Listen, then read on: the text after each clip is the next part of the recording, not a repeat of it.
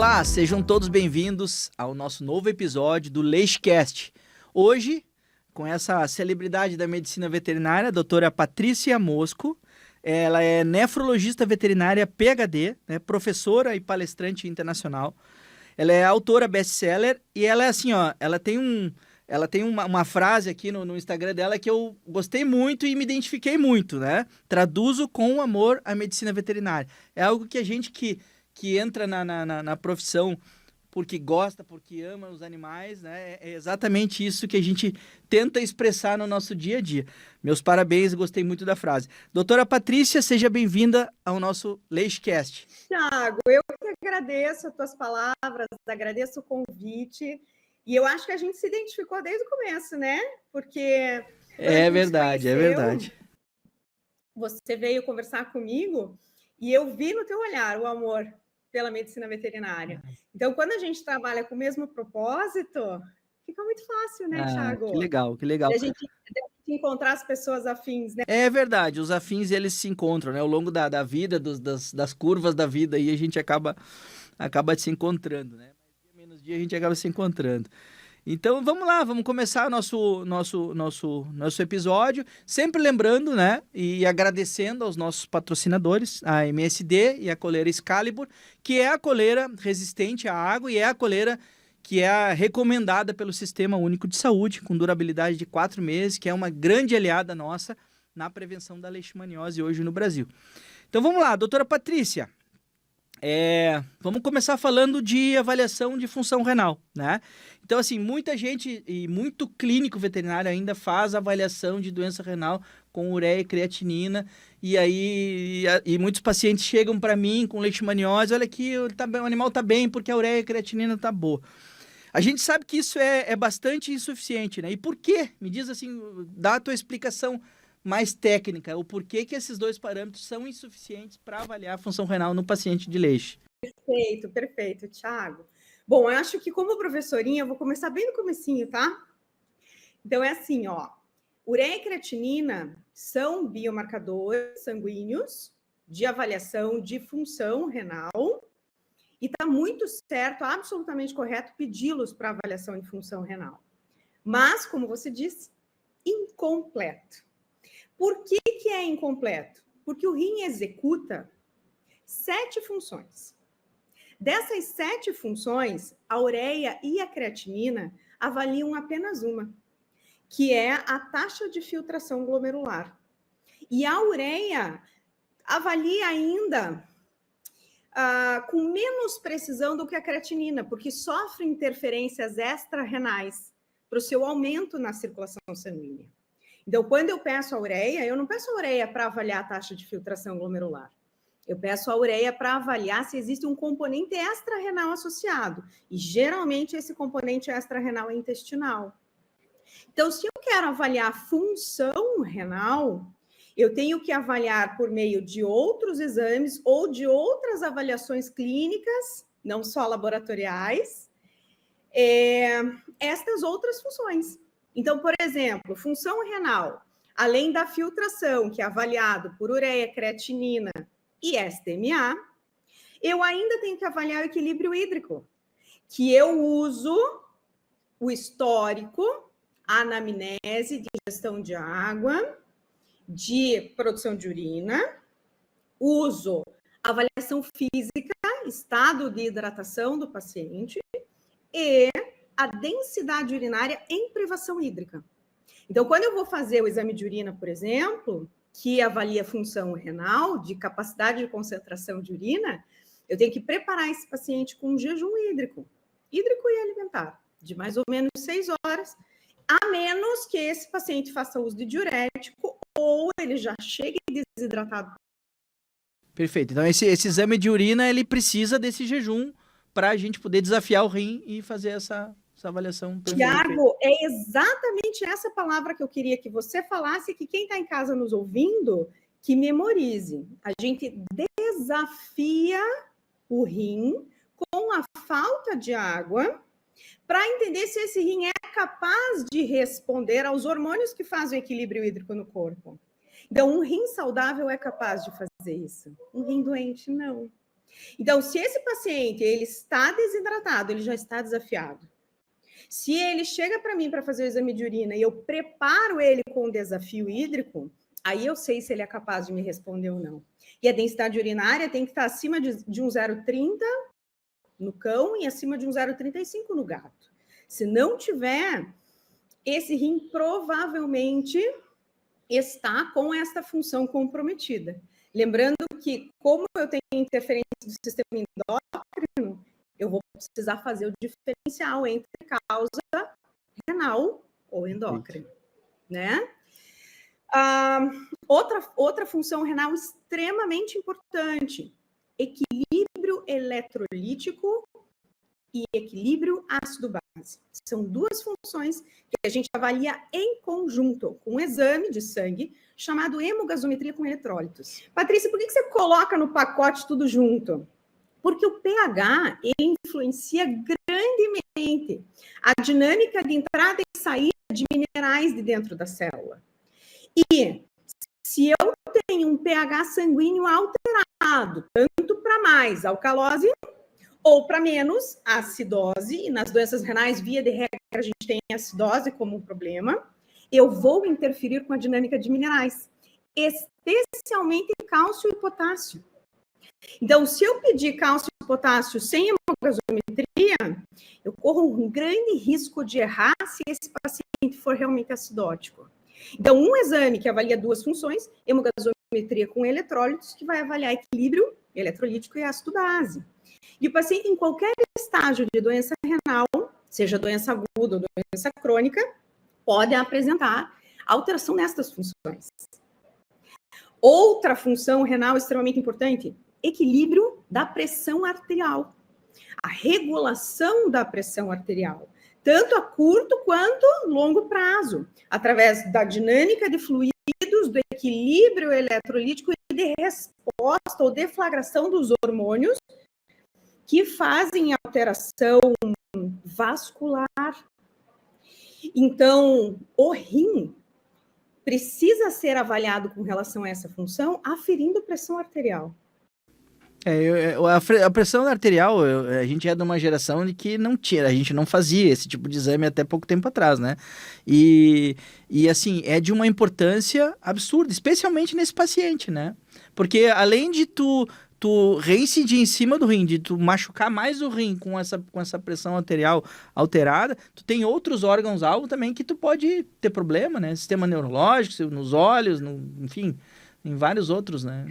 Tiago, né? Se a gente for parar para pensar que pressão arterial é um parâmetro vital, assim como temperatura, assim como frequência cardíaca, é um absurdo a gente deixar esse parâmetro de fora numa avaliação física do paciente. Então, no paciente renal, não se discute a importância da avaliação da pressão arterial. No paciente de clínica geral, a gente tem que começar a incorporar nas nossas condutas, porque para todos os pacientes a avaliação de pressão é importante. E como a hipertensão ela é silenciosa, e nos animais, cães e gatos, via de regra, a hipertensão ela é secundária a outras doenças, é muito rara a hipertensão essencial, que é a pressão alta sem causa definida, como em nós humanos, então é mais importante ainda, porque é por meio da avaliação de pressão, a detecção de uma pressão alta, que a gente chega a outras doenças super importantes que fazem esse paciente encurtar vida e perder qualidade de vida. Então, avaliar a pressão, quem ainda não faz, tá mega no passado, verdade. né? E assim, e como que tu lida com a questão do comportamento do cachorro no consultório? Eu tenho alguns problemas em relação a isso, né? Como que a gente, vamos dizer assim, subtrai a questão comportamental da aferição da pressão para botar esse dado como importante na hora de avaliar o rim? Tiago, essa pergunta ela é super importante e requer muito mais do que habilidade. Requer paciência. Porque quando a gente tem descarga adrenérgica, ativação do sistema nervoso simpático pelo estresse, e isso é natural e fisiológico, lembra que quando a gente ativa, superativa um, o outro silencia, mas logo em seguida o corpo contrabalanceia para atingir o equilíbrio de novo. Então, quando eu tenho uma ativação simpática no estresse, logo em seguida eu tendo a ter uma superestimulação parasimpática para o equilíbrio. Então, geralmente esse tempo, depois dessa descarga adrenérgica, para ativar o parasimpático, é de 10, 15 minutos. Se você esquecer disso, é só lembrar de experiência de vida tua. Por exemplo, bateu o carro. O coração vem aqui na boca, você fica mega nervoso. Você sai para ver se está todo mundo bem, se o estrago foi grande, se não machucou ninguém. Dali 10 minutinhos, você já começou a acalmar de novo, você já começa a raciocinar de novo, você já sabe os passos que você tem que dar. E para os nossos pacientes, é exatamente a mesma coisa. Então, eles vão estressar no caminho, eles vão estressar no ambiente de recepção, mas depois que eles entrarem para a porta do consultório, estiverem na presença dos seus tutores, acostumando com a sua voz, acostumando com o seu cheiro, acostumando com o cheiro do ambulatório, eles vão começar devagarinho a se equilibrar. Em 10, no máximo 15 minutos, o sistema nervoso já vai ter equilibrado, o sistema nervoso autônomo. Então, nesse momento, depois de 10 minutos de ambientação, é que você começa a aumentar a confiabilidade do seu exame. E aí tu recomenda fazendo ao longo desses 10 minutos, várias aferições, no caso. Na verdade, sabe o que eu faço, Thiago? Eu entro com o responsável dentro do consultório e começo com a anamnese, sem botar a mão no paciente. Eu deixo o paciente me cheirar, eu chego perto, eu dou oi, eu faço contato, mas eu não faço exame físico. 10 minutos de anamnese. E aí eu preparo tudo para fazer a aferição da pressão arterial. Então, esses 10 minutos é só desse paciente se ambientando dentro do consultório. Aí, depois desses 10 minutos, em que ele já ouviu a minha voz, já sabe quem eu sou, já sentiu o meu cheiro, já sentiu o cheiro do ambiente, aí é que eu começo as aferições. E como que eu tomo ainda mais cuidado para não estressar esse paciente? Porque no momento que você começa a apertar o bracinho, eles começam a estressar, né? É uma situação diferente. Se você coloca em cima da mesa, já é diferente, porque se eles sobem em cima da mesa em casa, eles apanham, porque não pode subir em cima da mesa para comer, né? Então já entra o componente estresse aí com tudo. Total. Então, como que geralmente a gente conduz isso dentro do consultório? Primeiro, eu deixo eles na forma como eles mais se sentem tranquilos. Gato, geralmente dentro da caixa de transporte. Cão, pequeno porte, colo do responsável. Ah, não, mas tem aquele cão que fica muito agitado, é melhor que o responsável saia da sala. Beleza, sai da sala, eu fico sozinha com ele. Cães de porte médio a grande é no chão. Eu também faço assim. Eu sinto no chão com eles, faço um chamego e aí é que eu começo a aferição. Eles têm que estar tranquilos para fazer, né? Super! E assim, se sentindo à vontade contigo. E aqueles cães que não param quieto, tipo aqueles que são mais ferozes, enfim, não faz. Tiago, cão que fica nervoso, você pode até ferir, mas a chance de dar alta é enorme. E aí você não vai saber se é estresse ou se é hipertensão verdadeira. Aí quais são as alternativas que eu sugiro e que eu tomo para os meus pacientes? 2 alternativas.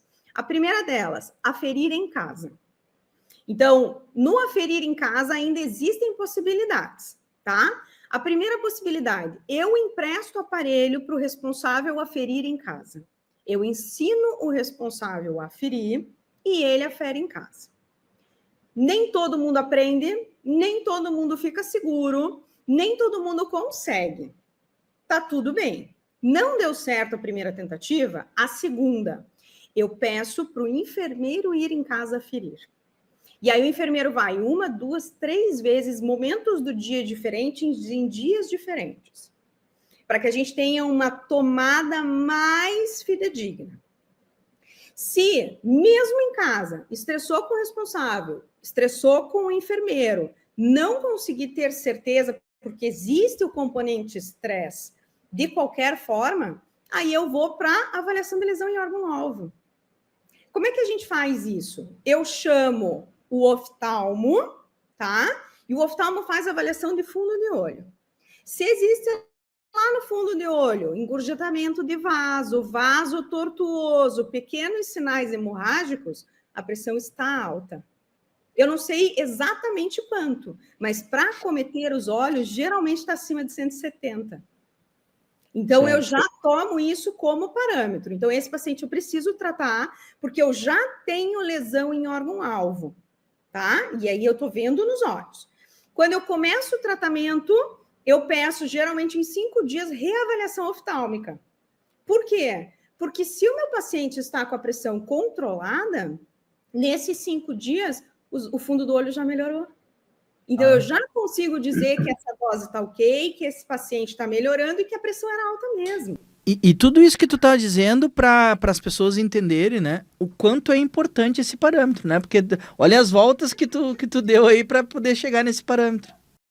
E olha só, faço também o ecocardio, né? Para ver se eu não tenho espessamento do ventrículo esquerdo, a hipertrofia do ventrículo esquerdo, e ela precisa ser concêntrica, né? Não é excêntrica. Se ela for concêntrica, aí eu sei que esse paciente também tem lesão em órgão-alvo, coração. Então, isso também me reforça a importância de tratar essa pressão arterial alta. E olha só, você pode dizer assim, nossa, Patrícia, que loucura, quanta coisa se faz, que difícil. É uma loucura fazer essa avaliação de pressão. Não é, sabe por quê? Porque esses pacientes são exceção.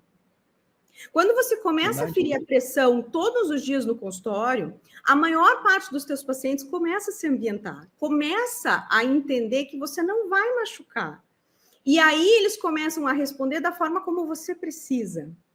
Se você ainda assim fica em dúvida, você sabe que existem esses recursos para confirmar se a pressão está alta ou não. Mas eles não são a regra, eles são exceção. Por que a gente se preocupa tanto com a exceção? Porque quando a gente se dá de frente com um paciente que é exceção, a gente tem dificuldade de conduzir. Está super certo, a gente tem que criar alternativas. Mas essa não é a regra. A regra é aferir todo mundo dentro do consultório e geralmente você vai conseguir confirmar. A regra é dar certo, né? O errado a gente trata como exceção e aí a exceção é... Tá, Ô, Thiago, deixa eu fazer só mais uma observação claro. Que é super importante, tá? Olha só. O que é fator de estresse para os nossos pacientes? Fator de estresse para os nossos pacientes é medo de ambiente diferente, é dor, é fome, é frio e é doença. Então, se você está atendendo um paciente no consultório que chegou super instável, na insuficiência renal agudíssima, com vômito, com diarreia, com dor abdominal, com gases, com úlcera na boca, não é a hora de você aferir a pressão e ficar questionando, será que está alta, será que não está? Vai para a lesão em órgão-alvo direto. Porque todos esses fatores, a desidratação, a febre, a fome, o frio, o medo, tudo isso vai alterar, né? E quando esse paciente está hospitalizado e a gente está ali monitorando a pressão dentro do hospital, a gente geralmente faz isso em que circunstâncias?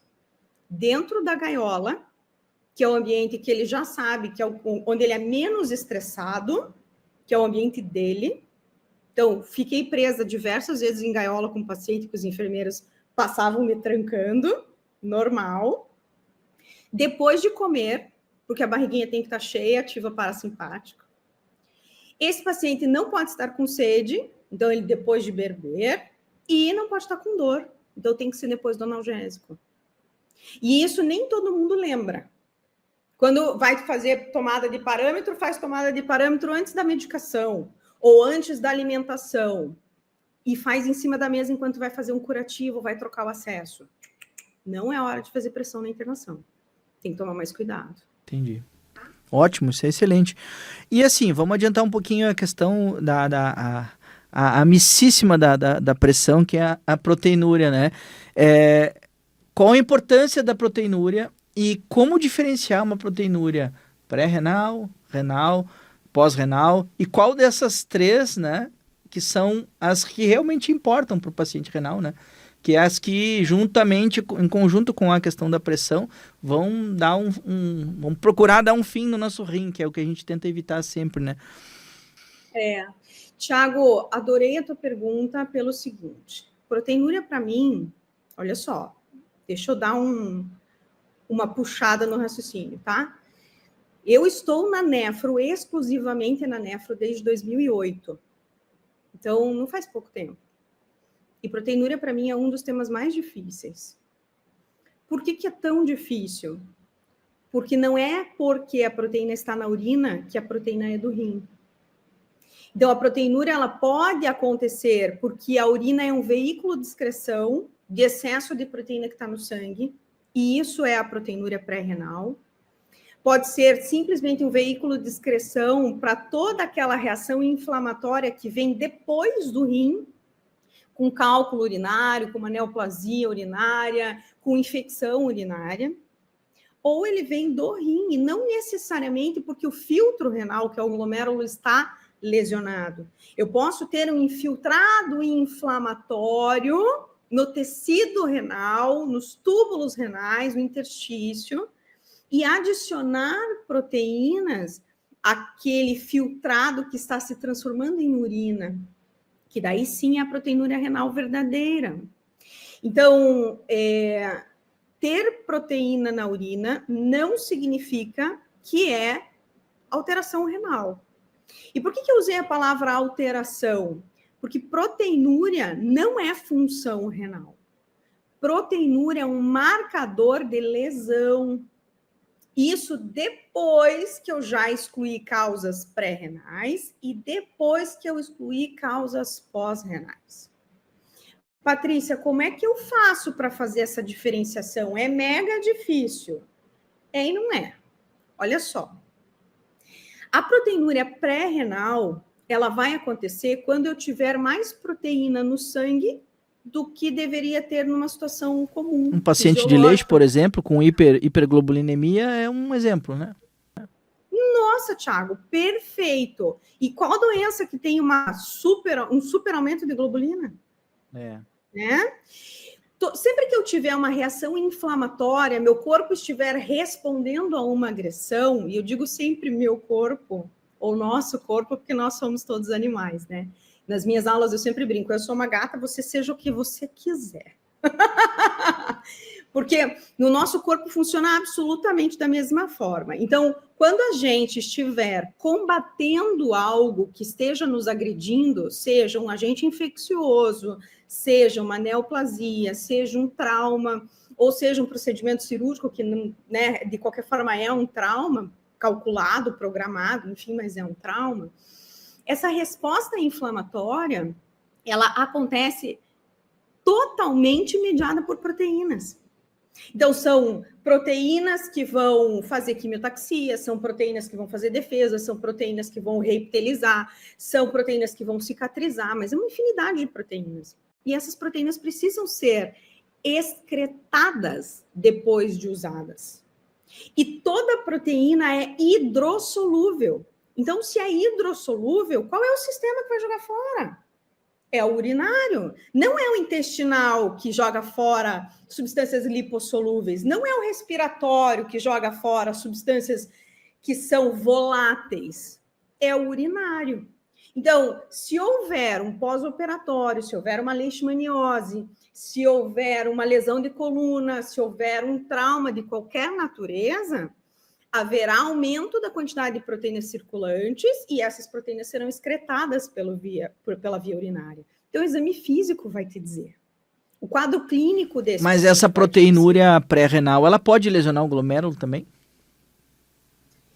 Via de regra, a proteinúria, não. Mas a doença que provocou a proteinúria, sim. Então, assim... É isso que eu quis dizer. Existem várias doenças que fazem isso. A leishmaniose é a campeã. Por que a leishmania faz isso? Da mesma forma que a dirofilária, da mesma forma que a PIF, da mesma forma que a FIV.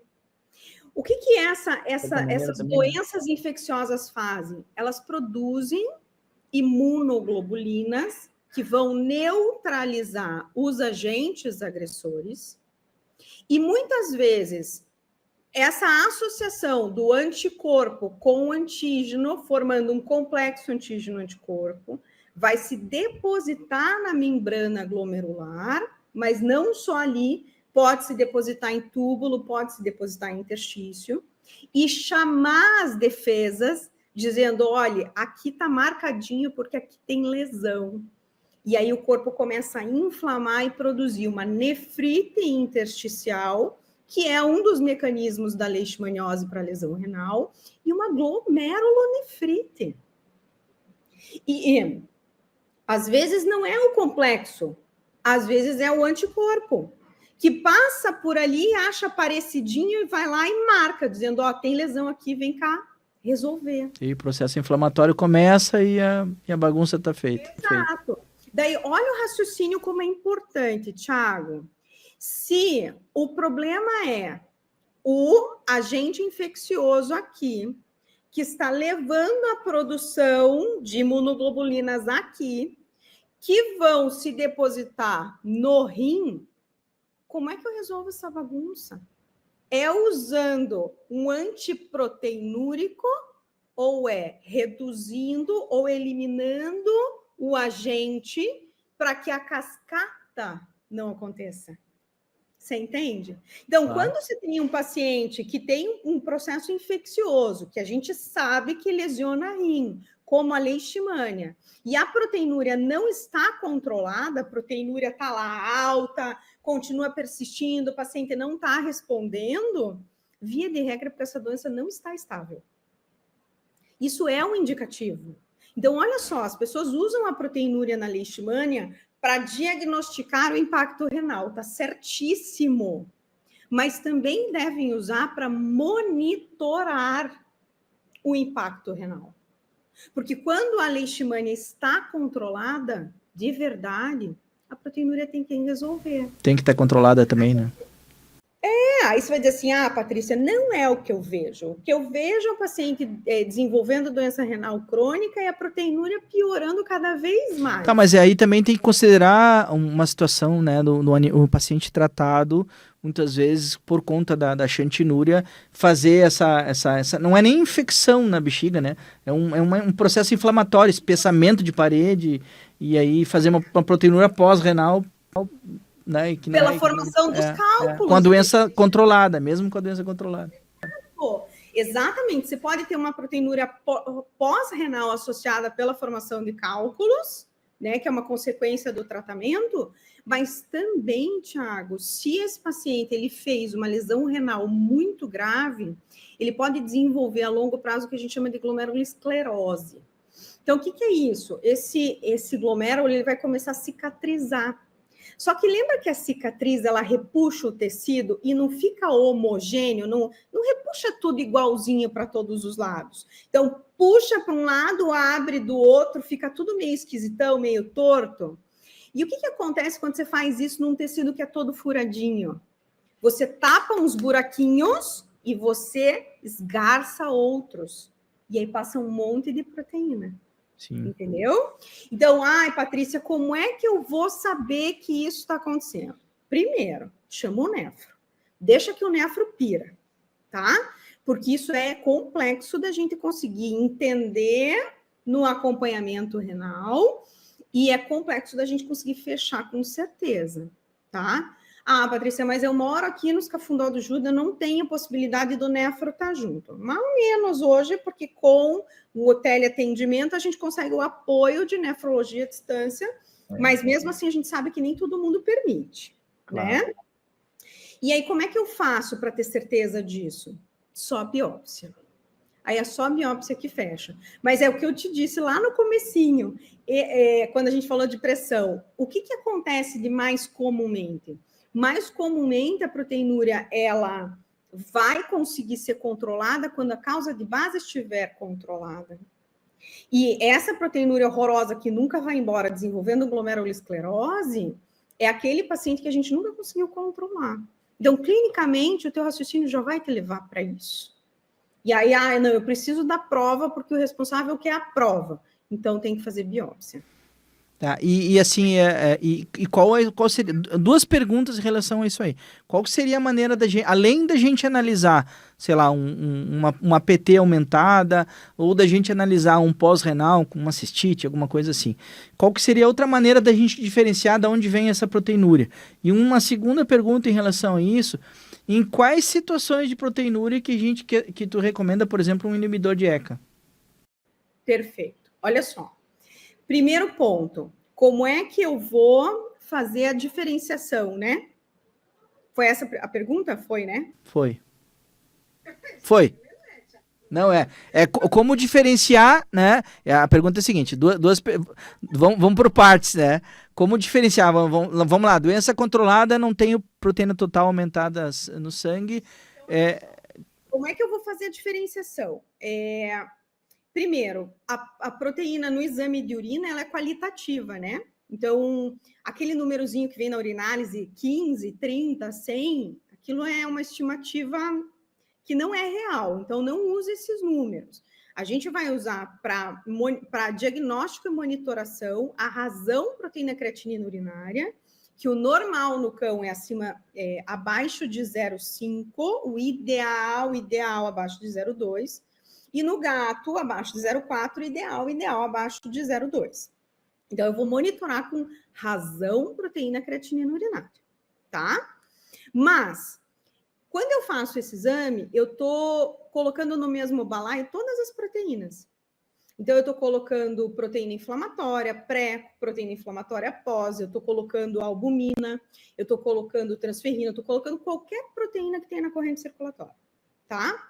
Então, para eu dizer assim, Bactéria. essa proteína, depois que eu já excluí pré-renal, lá com proteína plasmática, com exame físico, com hemograma, já excluí o pós-renal, com sedimento urinário, com ultrassom, excluí, fiquei só com o renal. Para eu saber se está vindo do glomérulo, eu tenho que fazer a eletroforese de proteína urinária. E a eletroforese de proteína urinária não é qualquer metodologia. Por quê? Existem duas. Existe o SDS-PAGE e existe... Nossa, Thiago, agora me fugiu completamente o nome. Gel de agarose.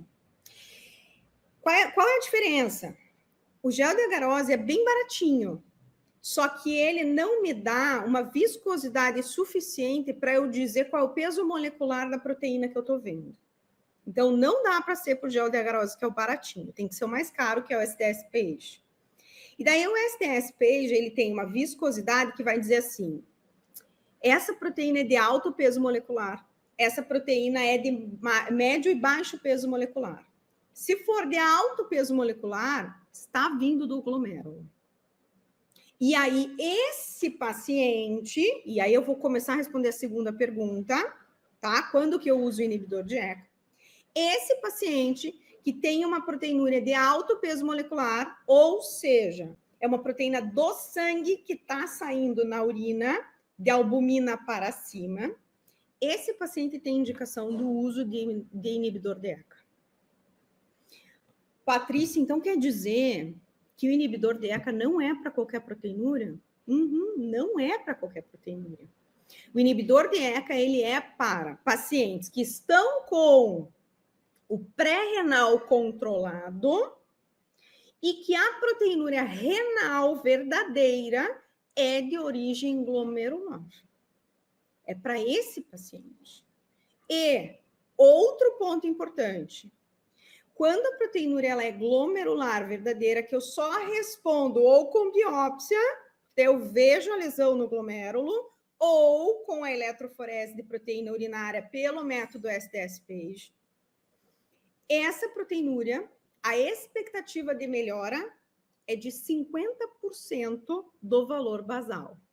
Ou seja, o meu paciente está com 9 de razão proteína creatinina urinária.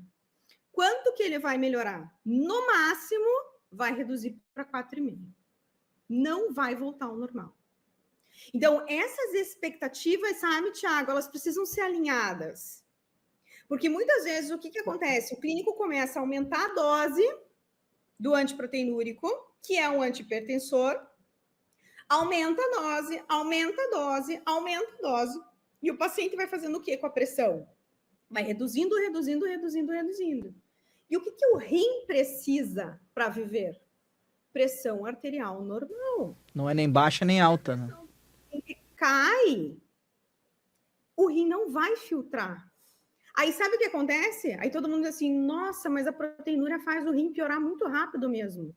Eita tu, Não é a proteinúria que está fazendo isso, é a tua dose alta do antihipertensor. Perfeito. Então, você precisa fazer o exame correto, que é a eletroforese de proteína urinária, para indicar o inibidor da ECA. E quando indicar o inibidor da ECA, ou né, as outras classes, o bloqueador de aldosterona, bloqueador de angiotensina, tanto faz. Né? Aqueles que vão mexer no sistema renina, angiotensina, aldosterona de qualquer forma. Você tem que usar essa medicação com a expectativa correta, que é de reduzir no máximo 50% da proteinúria que você tem. Bem importante, muito importante. E a utilização do parâmetro de cilindros, por exemplo, no exame de urina. Eu vi tu falando, né, na nossa palestra lá aquele dia a respeito da qualidade do exame de urina, né, do tempo entre a coleta isso é extremamente importante. Queria que tu falasse um pouquinho sobre isso, né, e dessa presença de cilindros, qual a importância em relação à proteinúria ser glomerular ou não. Né? Exato, olha só. Quando eu tenho uma lesão renal aguda, ou seja, o meu rim está sendo agredido neste momento, a causa está presente, eu tenho alguns sinais que o trato urinário me dá.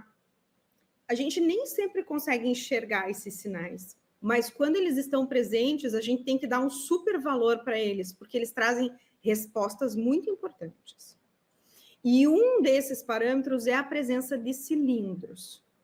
O que os cilindros têm de tão importantes? Cilindros são, na verdade, tubinhos formados no molde do túbulo renal. Então, filtrou no glomérulo, o filtrado passa para dentro do túbulo e o túbulo faz os processos de reabsorção e transformação do filtrado em urina. Então, se essas células ali do túbulo elas estão morrendo, que estão sendo agredidas pelo imunocomplexo, por uma nefrotoxina, pela desidratação, pela pressão alta ou a pressão baixa, né? Pela acidose. Então, essas células tubulares, quando elas morrem, elas não têm para onde ir, porque o túbulo, ele é um canudinho, né? Então, a célula vai morrer e vai ficar ali dentro. Junto com proteínas que vão agregar, são proteínas geralmente inflamatórias, que vão agregar essas células mortas. E elas vão assumir o molde do túbulo e vão sair na urina. Então, cilindro significa célula renal morta. E célula renal não morre à toa. Célula renal é muito resistente. Então, para a célula renal morrer é porque tem alguém agredindo ela naquele momento. Então, isso é super importante. Quando aparecer cilindro no exame de urina, acende todos os sinaizinhos de alerta, todas as luzinhas vermelhas dizendo assim, tem lesão aguda. Ah, mas esse paciente já é um crônico conhecido. E daí? Porque ele é um crônico conhecido, pouco rim que ele tem nunca mais vai morrer? Não, o pouco rim que ele tem está sendo agredido agora. Então, ele pode ser um crônico agudizado, ou agudizando por alguma causa. Terminando com o pouquinho de néfron que ainda tinha para realizar o serviço. Exatamente. E aí é esse paciente, Thiago, que às vezes a gente passa batido e não lembra da importância de um cilindro ou de uma glicosúria normoglicêmica, porque se não absorveu a glicose é porque a célula renal morreu, não está ali, né? Perfeito. Que a gente passa batido, que a gente deixa esse paciente em 1, 2 dias entrar numa insuficiência absurda, que a creatinina explode para o 7, para o 9, para o 13, e esse paciente morre. Então, quando a gente olha para o exame de urina com um pouco mais de carinho, de cuidado, enxerga esses biomarcadores e o valor que eles têm, a gente aumenta a nossa cuidado diagnóstica muitíssimo. E aí você disse assim para mim, Patrícia, por que esse exame que vai me trazer esses marcadores, né? A glicosúria normoglicêmica, o cilindro, é tão importante que a gente tenha, por exemplo, cuidado do tempo de avaliação ou do transporte da amostra para avaliação. O que isso interfere? É o seguinte, cilindro, como é um agregadinho de célula, se ele sai no shake-shake do motoboy, da tua clínica para o laboratório, ele vai chegar lá dissolvido. Você não vai ver o cilindro. O ideal sempre é fazer o exame de urina dentro da clínica. Ah, não posso, Patrícia. Espera aí. Existe aparelho de análise de urina automatizado com inteligência artificial hoje. Então, você não pode ter um aparelho desse na tua clínica? Ah, Patrícia, não posso.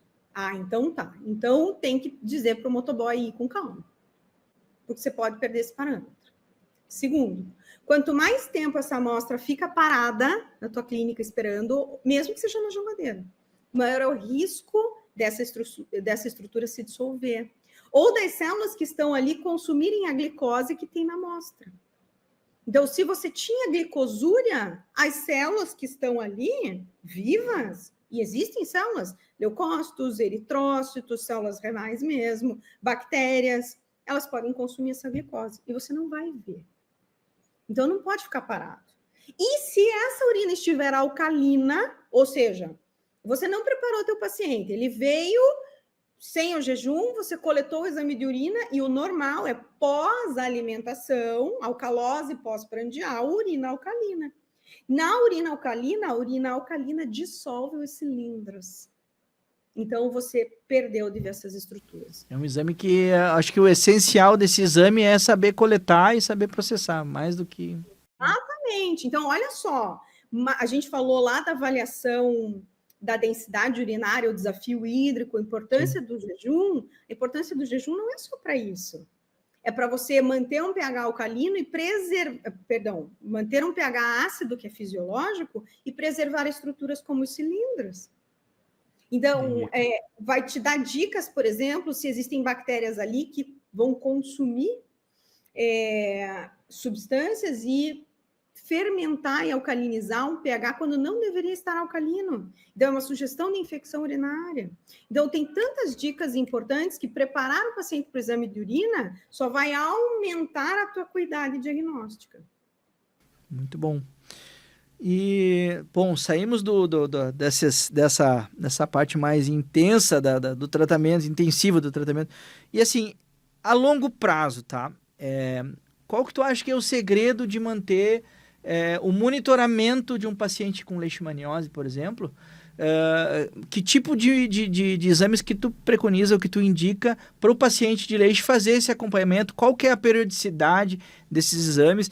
E estendendo um pouquinho mais, né, qual que seria o papel da dieta nesse controle da função renal nesse paciente que já tem algum problema renal causado pela leishmaniose? Perfeito, perfeito. Bom, monitoramento do paciente.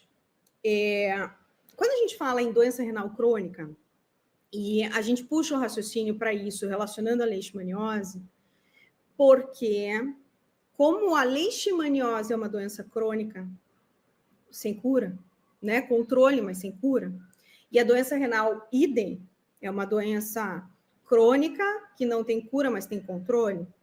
Quando você soma uma que provoca a outra, a expectativa é que as duas aconteçam concomitantemente. Então, quando você tem um paciente com leishmania, tudo que você quer é retardar o desenvolvimento da doença renal para insuficiência, né? Então, como é que eu faço isso? Primeiro, tentando desesperadamente controlar a leishmania.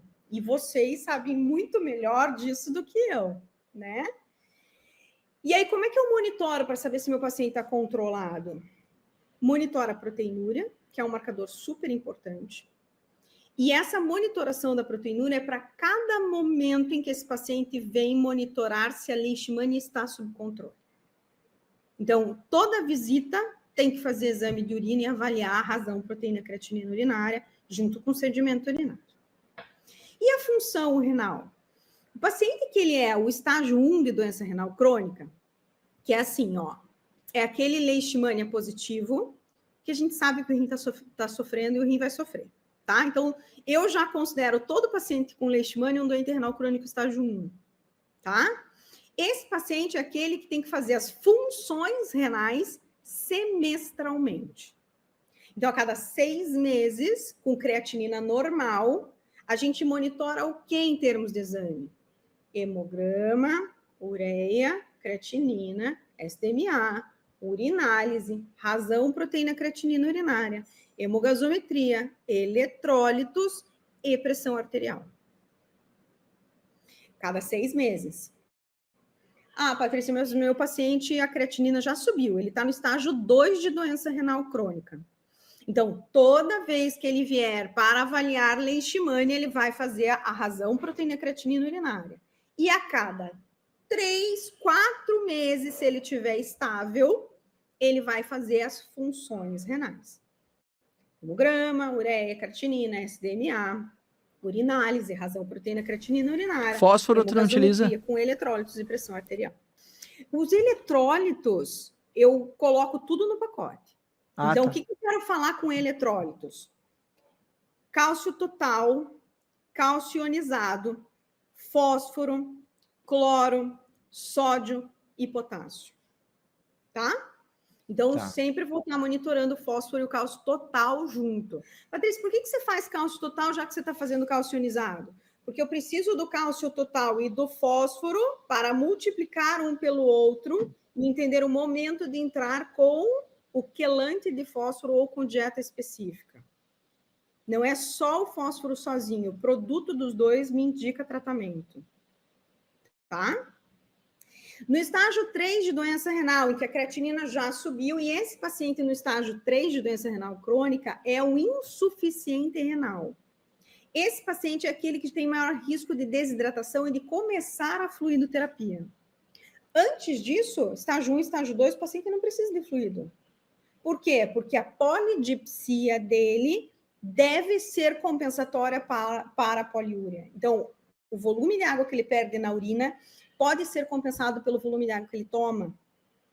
Então, se o paciente está em fluidoterapia estágio 1 e 2, é porque existe um componente instável nesse paciente doente renal, porque ele não deveria ser fluido dependente nesse momento. No estágio 3 já existe a maior possibilidade dele ser fluido dependente.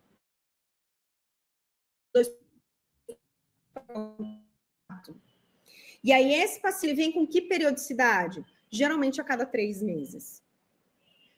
Aquele que não está bem estável a cada 2, mas a cada 3 geralmente a gente monitora. E o estágio 4, creatinina acima de 5 para cão e para gato, via de regra com paciente controlado, porque estável é difícil, mas controlado, comendo, bebendo, brincando, a cada mês, no máximo, mês e meio. Paciente instável, aí depende do quanto instável ele está. Você pode fazer exames uma vez por semana, a cada 2 semanas, todos os dias, depende de como ele vai estar clinicamente, né? Mas a gente vai fazer as funções dependendo de como tiver a manifestação clínica. Aí falamos da fluido e você me perguntou da dieta. Em que momento que tu recomenda a entrada da dieta nesse paciente renal? Perfeito. Olha só, o que a gente tem cientificamente comprovado?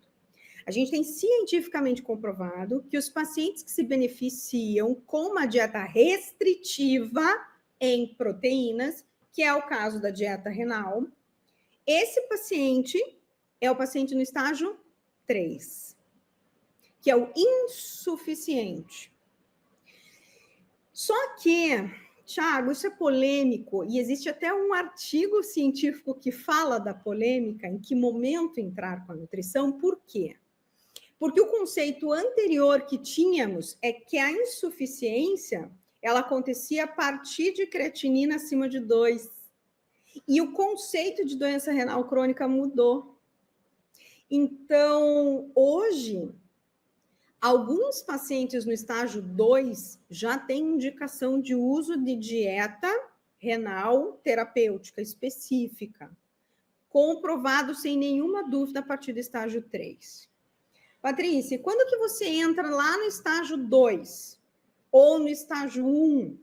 É muito difícil eu entrar com dieta antes disso. Mas quando que eu entro no estágio 1 ou no estágio 2? Quando existe uma justificativa clínica palpável e evidente, clara. Quais são essas evidências? Fósforo aumentado ou produto cálcio-fósforo, então, o valor do cálcio vezes o valor do fósforo, que dá acima de 55. Uma delas. Segundo, acidose metabólica discreta, em que o uso do bicarbonato oral ou do citrato de potássio oral talvez não seja necessário se eu entrar com uma dieta renal específica, porque a dieta renal é alcalinizante. Então, acidoses discretas, então aquele bicarbonato 17, 18, 19, a dieta é suficiente. Ou com paciente proteinúrico, com proteinúria glomerular verdadeira. Então, é aquele que passou por toda a avaliação de proteinúria, que fez a eletroforese de proteína urinária e que viu que as proteínas são de alto peso molecular. Esse paciente é beneficiado. Então, na proteinúria, na hiperfosfatemia, ou o paciente com acidose discreta, tem indicação para o uso da dieta no estágio 1 ou no estágio 2. Essa é a minha opinião, tá? Como eu falei para você, é um tema polêmico. Existem pessoas que têm outra opinião divergente da minha, na nefro, inclusive, mas essa é a minha opinião. E por que eu defendo essa posição? Porque como hoje a gente faz diagnóstico de paciente antes da insuficiência, né? Então, estágio 1, estágio 2, quando você entra com uma dieta restritiva em proteína, num paciente especialmente mais velhinho, que já vai começar a sarcopenia do envelhecimento, e é uma dieta que é rica em calorias, porque tem um teor energético maior, você aumenta a predisposição à obesidade. E aí você está criando problemas, ao invés de resolver. Então, eu boto na balança todos esses componentes. Eu não posso permitir que esse paciente faça uma desnutrição proteica, e também não posso permitir que ele faça obesidade. Então, eu avalio muito o risco disso ser desenvolvido para tomar a decisão de entrar com a dieta específica. Mas volto a dizer, essa é a minha opinião. Que é muito importante, importante para nós. Outras opiniões também. Tá ótimo. Tá ótimo, doutora. Olha, tô encantado com as suas explicações. É mais do que um podcast, isso é uma aula de pós-graduação aí. Que amor. Obrigada, Thiago. Obrigada pela oportunidade. Nefro, Thiago, as pessoas morrem de medo porque acham que é muito difícil. E a gente tem até meme que fala sobre isso, né? Eu queria só fazer xixi sem saber como é feito. Na verdade, eu digo assim, que a nefro precisa de muita atenção. Não é por ser difícil, é por ter detalhes. Sim. E quando você ama detalhes, e vocês que gostam de leishmaniose sabem de muitos detalhes. É bom, né? A gente consegue conduzir bem um paciente com doença renal. Então, sim, é desafiador. Mas se fosse se fosse fácil, qualquer um fazia. É verdade. E quem está aqui te escutando, quem está aqui estudando leishmania, quer ser melhor. Então, o meu papel é só facilitar. Esse é o meu objetivo. Foi aquilo que você comentou lá no comecinho. Traduzir com amor. Porque se a gente pode ser facilitador, por que não? É verdade. E é isso aí, né? E é um tema para quem, literalmente, para veterinário que gosta de estudar, né? Que gosta de se aprofundar, que gosta de ter raciocínio clínico, né? Adorei tuas explicações. São explicações altamente didáticas, né? E elucidou muita coisa para nós aqui. Se você gostou do nosso conteúdo, não te esquece de se inscrever no nosso canal, deixa o like lá, ativa o sininho, comenta os nossos vídeos. E não esquece de compartilhar o nosso conteúdo para que a gente possa continuar produzindo conteúdo de qualidade para trazer mais informação sobre leishmaniose para você. Nós temos que agradecer aos nossos patrocinadores, que é a coleira Excalibur e através da MSD, e a coleira Excalibur é a coleira que é recomendada pelo Sistema Único de Saúde, né? Lembrando que também é uma coleira que é resistente à água, né? E que é excelente repelente, excelente ferramenta na proteção do flebótomo, do vetor da leishmaniose.